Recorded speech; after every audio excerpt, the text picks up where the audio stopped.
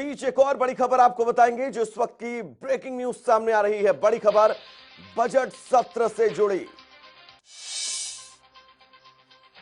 तो आज देश का आम बजट पेश किया जाएगा। तमाम उम्मीदों के बीच आज इस बजट को निर्मला सीतारमण पेश करेंगी। कोरोना संकट के बीच इस बजट को पेश किया जाएगा। वित्त मंत्री सुबह 11 बजे बजट पेश करेंगी। आपको यह भी बता दें कि वित्त मंत्री वित्त मंत्रालय पहुंच चुकी हैं। साथ ही उनके केंद्रीय राज्य मंत्री अनुराग ठाकुर भी मौजूद हैं। 29 जनवरी से 15 फरवरी तक इस बजट सत्र का पहला सेशन चलेगा। जबकि बात दूसरे सेशन की करें तो 8 मार्च से 8 अप्रैल यानी कि एक महीने तक दूसरा बजट सेशन चलेगा। तो काफी महत्वपूर्ण ये बजट सेशन देश के लिहाज से, क्योंकि जिस तरह से कोरोना काल में देश आर्थिक तंगी से जूझा, देश में जो हालात थे वो सभी को पता है। लेकिन इस बीच ये बजट तमाम उम्मीदें लेकर आया है सभी वर्गों के लिए। वित्त मंत्री निर्मला सीतारमण 11 बजे इस बजट को पेश करेंगी। सदन के अंदर 2 चरणों में बजट सेशन होगा। अगर बात पहले चरण की करें तो 29 जनवरी से 15 फरवरी यानी कि तकरीबन 15 दिन ये बजट सेशन पहले चरण का चलेगा। जबकि दूसरा सेशन 8 मार्च से 8 अप्रैल यानी कि एक महीने तक चलेगा। बड़ी खबर इस बीच बजट सत्र से जुड़ी और आज सबकी नजरें टीवी स्क्रीन पर रहने वाली हैं, क्योंकि इस बजट से देश को तमाम उम्मीदें हैं। और भारत के इतिहास में यह पहली बार होगा जब पेपरलेस बजट पेश किया जाएगा, क्योंकि कोविड की चुनौतियों के चलते कैसे इसके संक्रमण को लेकर रोका जाए, ये प्राथमिकता शुरुआत से ही सरकार की रही हो। और इसी के मद्देनजर आज इस बजट को पेपरलेस किया गया है, जो वित्त मंत्री निर्मला सीतारमण सदन में पेश करने वाली हैं अब से बस थोड़ी देर बाद। तो खबर यह भी है, आपको बता दें कि केंद्रीय कैबिनेट की बैठक अब से तकरीबन 1 घंटे बाद शुरू होगी। प्रधानमंत्री नरेंद्र मोदी इस कैबिनेट बैठक की अध्यक्षता करेंगे और इस बैठक में बजट से पहले चर्चा की जाएगी। हालांकि इससे ठीक पहले सर्वदलीय बैठक भी हो चुकी है। उस बैठक में भी चर्चा की गई, तमाम बातचीतें की गई।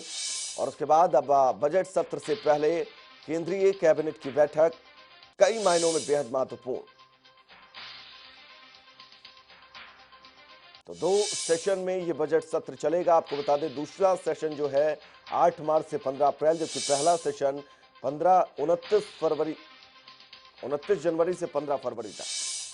तो बड़ी खबर इस बीच यही, आज आम बजट देश का पेश किया जाएगा। सबकी नजरें आज टीवी स्क्रीन पर रहने वाली हैं, क्योंकि आम बजट में किस वर्ग को क्या कुछ मिला है, सबकी नजरें इस पर टिकी हुई हैं। क्योंकि कोरोना की चुनौतियों से जूझता देश और आज कोरोना की चुनौतियों के बीच पहला आम बजट, तमाम उम्मीदें, तमाम चुनौतियां शासन प्रशासन सरकार के लिए भी लेकर आया है कि आखिर इस बजट में क्या कुछ रियायतें देश की जनता को, देश के तमाम वर्गों को दी जाएं।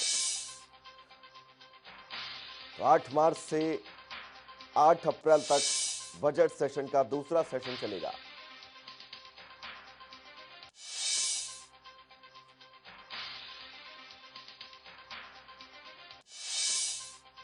चलिए, हमारे साथ मोहित शास्त्री जुड़े हुए हैं, अर्थशास्त्री हैं। सर, बहुत बहुत स्वागत है आपका जनता टीवी पर। जी साहब, नमस्कार जी। सर, सवाल यही है, क्योंकि कोरोना काल के बीच देश का पहला आम बजट है, देश के तमाम वर्गों को तमाम उम्मीदें हैं, क्या कुछ खास हो सकता है आज के बजट में? देखिए, मैं ये मानता हूं कि आज का जो बजट होगा हमारी वित्त मंत्री जी के लिए सबसे बड़ा चैलेंजिंग बजट होगा, क्योंकि कोरोना से पहले भी देखा जाए तो भी जीडीपी, हमारी जो इकोनॉमिक आर्थिक अर्थव्यवस्था है जो भारत की, वो काफी गिरावट में थी। और कोरोना के आने के बाद तो और भी ज्यादा गिरावट भारतीय अर्थव्यवस्था में आई। और ये सिर्फ खाली भारतीय अर्थव्यवस्था में नहीं, विश्व स्तर पे गिरावट देखी गई। बट आज का बजट, मेरा मानना यह है कि व्यापारियों के ऊपर किसी भी तरह का नया कर, किसी भी नया टैक्स नहीं लगाना चाहिए। और जो भी इसी दौरान, कोरोना काल के दौरान जितनी भी लेट फीस लगी, पेनल्टीज लगी, जो सरकार अभी भी चार्ज कर रही है, उनको मैं मानता हूं कि सरकार को उसमें पेनल्टीज को वेव कर देना चाहिए, उस पेनल्टीज को छोड़ देना चाहिए, ताकि जिससे व्यापारी एक राहत भरी सांस ले सके। और आज का बजट मेरे मानने से, ये मैं अपना खुद का मेरा मानना है कि ये भारत के लिए, भारत की इकोनॉमी के लिए, अर्थव्यवस्था के लिए एक नई दिशा देने वाला हो सकता है। और वित्त मंत्री जी के पिटारे में आज हो सकता है कि कारोबारी व्यापारियों के लिए कोई नए नियम नीतियां हैं, जिससे उनको ऋण, लोन किसी भी तरह का जो भी हो वो बहुत आसानी दर पे और बहुत आसानी सहूलियत से मिल सके। तो आज का बजट जो होगा एक मार्गदर्शक बजट होगा भारतीय अर्थव्यवस्था को लेकर। आज का बजट जो होगा वो कारोबारी, व्यापारी, नौकरी पेशे वालों के लिए कोई राहत भरी सांस दे सकता है। जो एग्जम्पशन लिमिट हमारी है जिसके ऊपर हम टैक्स नहीं देते हैं उसको थोड़ा सा बढ़ाया जा सकता है। निवेशक के ऊपर जो इन्वेस्टमेंट है उसके ऊपर विशेष तौर से ध्यान दिया जा सकता है कि जो निवेशक की सीमा 1.5 लाख रुपए उसको बढ़ा के 2.5 लाख की जा सके। और कोरोना काल में जो हेल्थ के जो भी कोरोना ग्रसित हुआ जिसका हेल्थ बहुत एक्सपेंडिचर हुआ हेल्थ को लेकर, उसमें जो 80D की लिमिट जो 25,000 रुपये है वो 25,000 से बढ़ाकर सरकार को 50,000 करनी चाहिए या उससे अधिक करनी चाहिए, जिससे जो रिटर्न फाइलर है, जो रिटर्न भरते हैं, जो इनकम टैक्स पे करते हैं, उनको राहत भरी सांस मिल सके। जी सर। मुझे कोविड की चुनौतियों से जूझता देश, आर्थिक तंगी से जूझता देश, जीडीपी क्या कुछ थी देश की, सबने देखा सबने जाना। सवाल ये है क्योंकि किसान आंदोलन भी इस बीच चल रहा है तो किसानों को भी बड़ी राहत की उम्मीदें हैं इस बजट से, और सरकार उम्मीद भी यही है कि इस बजट को बेहद लचीला बनाकर लेकर आई होगी। सर देखिए, मुझे नहीं लगता कि सरकार किसान को देखते हुए बहुत ज्यादा कुछ देने वाली होगी, क्योंकि ऑलरेडी किसानों को सरकार बहुत सारी सब्सिडीज दे रही है, लोन भी माफ कर रही है, कर्ज भी माफ किए हैं। और किसान बिल को शायद हम बजट से ना जोड़े तो बेटर होगा, क्योंकि एक राजनीतिक मुद्दा बन जाएगा अगर हम इसको बजट से जोड़ देंगे तो। बट किसान जो होता है, मैं मानता हूँ कि भारत का 72% एग्रीकल्चर सेक्टर है जो इकोनॉमी को ड्राइव करता है, इकोनॉमी को चलाता है। बट उसमें कहीं ना कहीं कारोबारी जो नौकरी पेशे वाले हैं वो भी अपनी खुद की अहमियत रखते हैं।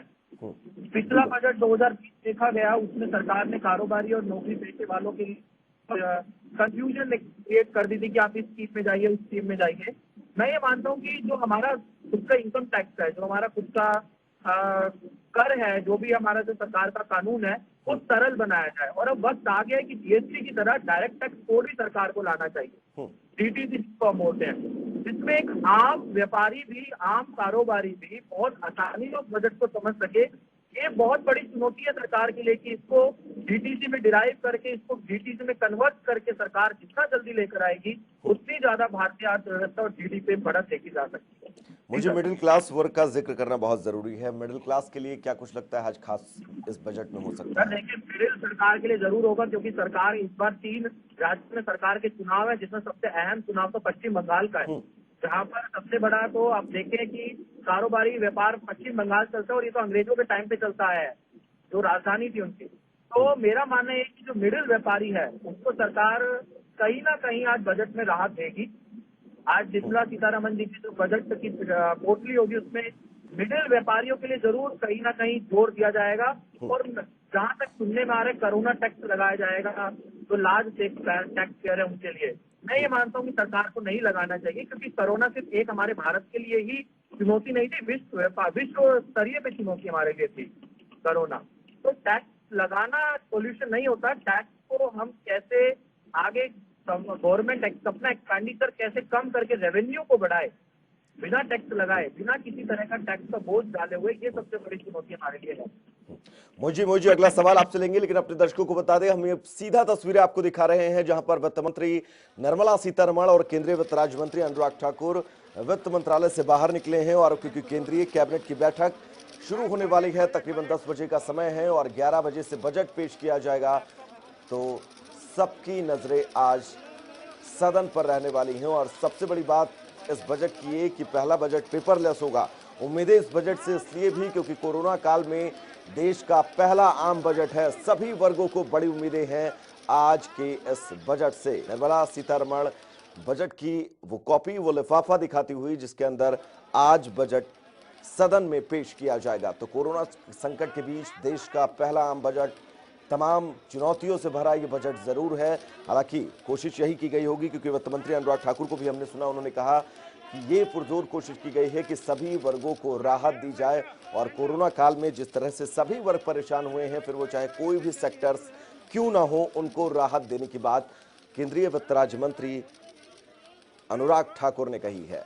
तो 2 सेशन में ये बजट सत्र होगा, बड़ी खबर इस बीच यही बजट सत्र से जुड़ी सीधा तस्वीरें हम आपको वित्त मंत्रालय के ठीक बाहर की दिखा रहे हैं। केंद्रीय वित्त राज्य मंत्री अनुराग ठाकुर और केंद्रीय वित्त मंत्री निर्मला सीतारमण इस बजट को मीडिया को दिखाती हुई और इस लाल लिफाफे के अंदर आज देश का आम बजट जो अब से बस कुछ ही घंटे में पेश किया जाएगा सदन के अंदर। लेकिन उससे पहले केंद्रीय कैबिनेट की बैठक है, प्रधानमंत्री खुद उस बैठक की अध्यक्षता करेंगे। तो वो भी बैठक कई मायनों में बेहद अहम हो जाती है कि उस बैठक में क्या कुछ बातचीत, क्या कुछ मंथन इस बजट सत्र को लेकर होगा। 2 सेशन में यह बजट सत्र होगा।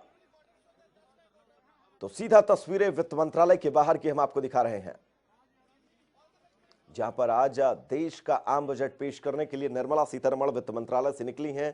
अब कैबिनेट की बैठक में हिस्सा लेंगी जो तकरीबन 10 बजे से शुरू होने वाली है। केंद्रीय कैबिनेट की बैठक, प्रधानमंत्री नरेंद्र मोदी इस बैठक की अध्यक्षता करेंगे और उसके बाद देश का पहला आम बजट तकरीबन 11 बजे से सदन में पेश किया जाएगा। 2 चरणों में बजट सेशन होगा। 29 जनवरी से 15 फरवरी तक पहला चरण, जबकि बात 8 मार्च से 8 अप्रैल तक दूसरा चरण होगा। तो पहले चरण में जिसकी शुरुआत हो चुकी है, लेकिन आज बजट पेश किया जाएगा।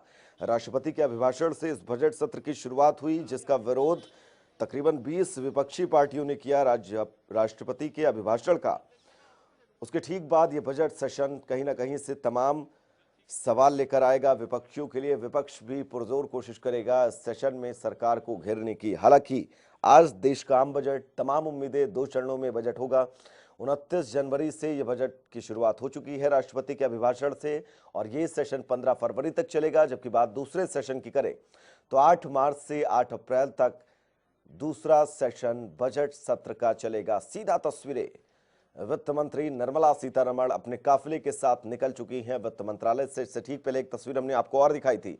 वित्त मंत्री, केंद्रीय वित्त राज्य मंत्री अनुराग ठाकुर ने बजट सत्र से पहले, बजट सदन में पेश करने से पहले पूजा अर्चना की और उसके बाद ये कहा कि आज के इस बजट में जितोड़ मेहनत की गई है और कोशिश यही है कि सभी वर्गों को इस बजट से राहत दी जाए, फिर वो चाहे मिडिल क्लास हो, गरीब तबका हो, किसान हो, हेल्थ फैसिलिटीज, स्वास्थ्य सेवाओं से जुड़ी चीजें हों।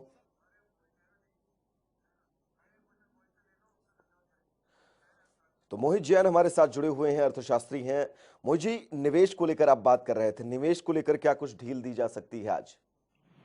सर देखिए, निवेश को लेकर मैं ये मानता हूँ कि जो रियल एस्टेट सेक्टर जो बिल्कुल ही डाउन पड़ा इस टाइम, उसके लिए सरकार हो सकता है कि जो प्रोविजन पिछली बार सरकार ने बहुत ज्यादा कड़े नियम कानून बनाए थे और लोग जो इन्वेस्ट नहीं कर पा रहे हैं, क्योंकि एक आर्थिक अर्थव्यवस्था को चलाने के लिए इंफ्रास्ट्रक्चर का मजबूत होना बहुत जरूरी है। और उसको देखते हुए मैं ये मानता हूँ कि रियल एस्टेट सेक्टर को मजबूत करना बहुत जरूरी है और मजबूत करने की सरकार को जो कड़े प्रोविजन है उनको थोड़ा सा आसान करते हुए उनके ऊपर जोर देना चाहिए। जो टीडीएस के प्रोविजन है, जो सरकार टीडीएस के प्रोविजन को काट लेती है बेच खरीदते वक्त, उसमें थोड़ा सा लिबरल होना, थोड़ा सा नियम के अनुसार ढीला होना जरूरी है। आज की मांग है ये।